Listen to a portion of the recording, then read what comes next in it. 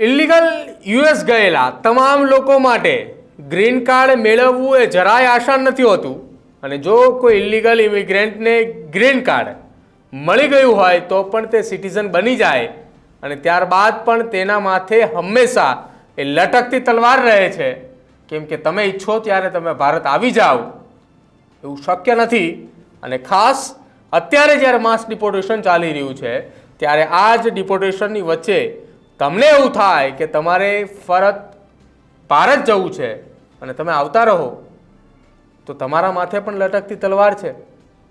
હવે ડોનાલ્ડ ટ્રમ્પે માસ ડિપોર્ટેશન શરૂ કરવાની સાથે સાથે ગ્રીન કાર્ડ કે પછી સિટીઝનશીપ મેળવતી વખતે ખોટી માહિતી આપનાર લોકો સામે પણ કડક પગલાં લેવાની જાહેરાત કરતા તેમના પર પણ જોખમ ઊભું થયું છે. અમેરિકાના ઇમિગ્રેશન એક્સપર્ટો એવું માની રહ્યા છે કે જે લોકોએ યુએસમાં ઇલીગલ આવ્યા બાદ પોતાની હોમ કન્ટ્રીમાં રિસ્ક હોવાનું કહીને અસ્લાઇમ માંગી ગ્રીન કાર્ડ પ્રાપ્ત કર્યું છે તેમના માટે હાલ હોમ કન્ટ્રીની વિઝિટ કરવી ખૂબ જ જોખમી સાબિત થઈ શકે છે, કેમ કે તમે પહેલાં એવું કહ્યું છે કે તમારી હોમ કન્ટ્રીમાં તમારા ઉપર ખતરો છે અને ત્યારબાદ તમે અસ્લાઇમ માંગી અને અમેરિકામાં રેસિડેન્ટ બન્યા છો. ઇલીગલી અમેરિકા જતા ઇન્ડિયન્સની જ વાત કરીએ તો મેક્સિકો બોર્ડર કે પછી કેનેડાની બોર્ડર ક્રોસ કરીને યુએસ પહોંચનારા મોટા ભાગના ગુજરાતીઓ અને પંજાબીઓ ખોટી સ્ટોરીઝ રજૂ કરીને અસ્લાઇમનો કેસ કરતા હોય છે. મોટા ભાગે આ કેસ વર્ષો સુધી ચાલતો હોય છે અને તેમાં અમુક લોકોને અસ્લાઇમ મળી પણ જાય છે. જ્યારે મોટાભાગના લોકોના કેસ રિજેક્ટ થતા હોય છે. જો કે જે લોકોને કેસ જીતી ગયા બાદ ગ્રીન કાર્ડ કે સિટીઝનશીપ મળી ગઈ છે તેમના માટે હાલ ઇન્ડિયા આવવું જોખમી છે, કારણ કે જે દેશમાં પોતાને ખતરો હોવાનું કહીને તેમણે અમેરિકામાં અસ્લાઇમ માંગ્યું છે તે જ દેશમાં ગ્રીન કાર્ડ કે પછી અમેરિકાના પાસપોર્ટ પર ફરીને પાછા જનાર લોકોને અમેરિકાના એરપોર્ટ પર અટકાવી શકાય છે અને તેમની સામે ઇમિગ્રેશનનો કેસ કરી કાયદેસરની કાર્યવાહી પણ કરી શકાય છે. ઇલીગલ ઇમિગ્રન્ટ્સ યુએસમાં ફેક મેરેજ કરીને યુ વિઝા દ્વારા કે પછી અસ્લાઇમનો કેસ કરી ગ્રીન કાર્ડ મેળવવાની જો શક્યતાઓની વચ્ચે હવે મોટાભાગના લોકો બોર્ડર પર પકડાય છે તો તે જ વખતે જેલમાંથી રિલીઝ થવા માટે હોમ કન્ટ્રીમાં પોતાને ખતરો હોવાની વાત કરીને અસ્લાઇમ માંગતા હોય છે અને અસ્લાઇમ માટે જ્યારે કોર્ટમાં કેસ કરે છે ત્યારે હોમ કન્ટ્રીમાં ખતરો કેમ છે તે લગતા તમામ પુરાવાઓ પણ આપવા પડે છે, જેના અભાવમાં બહુમતી લોકોના કેસ જીતવાના ચાન્સ નથી રહેતા, જેથી યુ વિઝા કે પછી કોન્ટ્રાક્ટ મેરેજનો મેળ પડતા જ તેઓ અસ્લાઇમનો કેસ પરત ખેંચી લે છે. સૂત્રોનું માનીએ તો અસ્લાઇમ માંગતા ગુજરાતીઓ પણ પોતાને ચોક્કસ પોલિટિકલ પાર્ટીથી ખતરો છે તેવી વાર્તાઓ કરવા ઉપરાંત પોતે અમુક ધર્મોમાં માનતા હોવાથી લોકો દ્વારા ત્રાસ આપીને જાનથી મારી નાખવાની ધમકી આપતા હોવાની વાત જે છે તે કરતા હોય છે.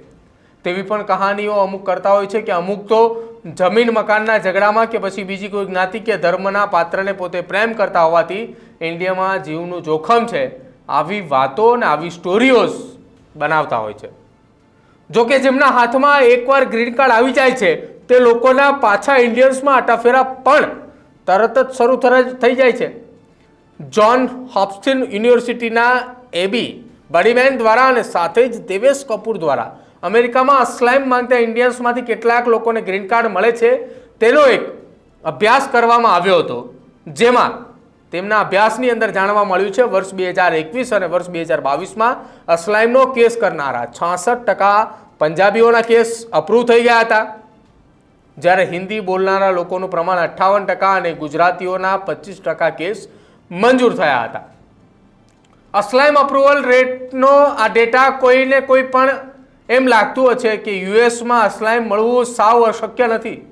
જો કે તેમણે આ વાત ખાસ જાણી લેવી જોઈએ કે ટ્રમ્પના શાસનકાળ દરમિયાન અસ્લાઇમના કેસો જીતવો એ લોઢાના ચણા ચાવવા જેવો મુશ્કેલ હશે.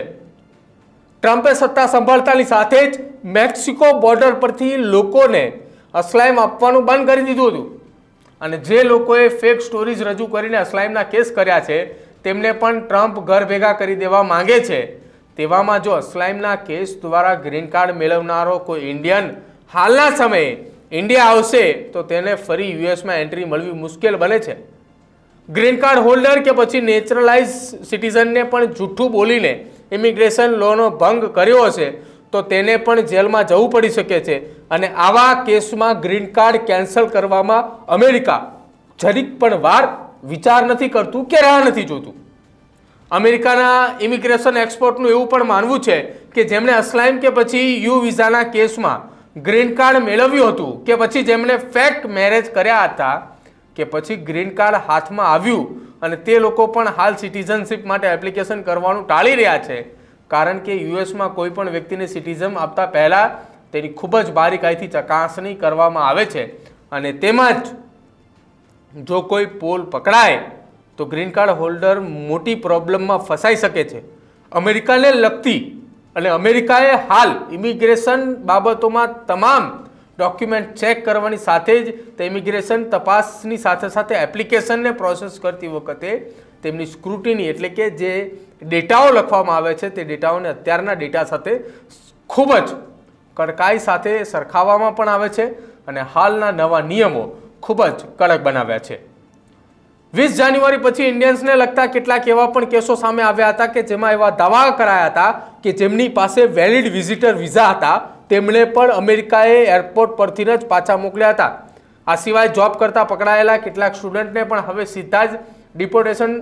લેટર એ પકડાવવામાં આવી રહ્યા છે અને H1B વિઝા હોલ્ડર્સને પણ પોતાની જોબનો કોન્ટ્રાક્ટ કે પછી વિઝા રિન્યૂ થશે કે નહીં તેનો પણ ડર લાગી રહ્યો છે. તેવામાં જુઠ્ઠું બોલીને ગ્રીન કાર્ડ લીધા બાદ ઇન્ડિયા આવી જતા લોકોએ આવું પણ કંઈક કરતા પહેલાં હવે 2 વખત વિચારવું પડશે અને જે લોકો અત્યારે અમેરિકાની અંદર અસ્લામ લઈને રહી રહ્યા છે કે જેને જુઠ્ઠું બહાનું આપ્યું છે તેવા લોકો પરત ભારત અત્યારે જો ફરતા હોય તો તેમને ત્યાં થોભી જવું પડશે, કેમ કે અહીંયા આવ્યા બાદ પરત તેઓ અમેરિકા જશે તો અમેરિકન પોલીસની કસ્ટડીમાં તેમને લેવામાં આવશે. અમેરિકાના આ અહેવાલને લઈને તમારું શું માનવું છે તે ખાસ અમારા કમેન્ટ સેક્શનની અંદર જણાવજો અને વધુ આ જ પ્રકારની રસપ્રદ અમેરિકાને લગતી તમામ માહિતીઓ જોવા માટે અત્યારે જ અમારી ચેનલ ન્યૂઝરૂમને સબસ્ક્રાઇબ કરી લેજો. જોતા રહેજો ન્યૂઝરૂમ. નમસ્કાર.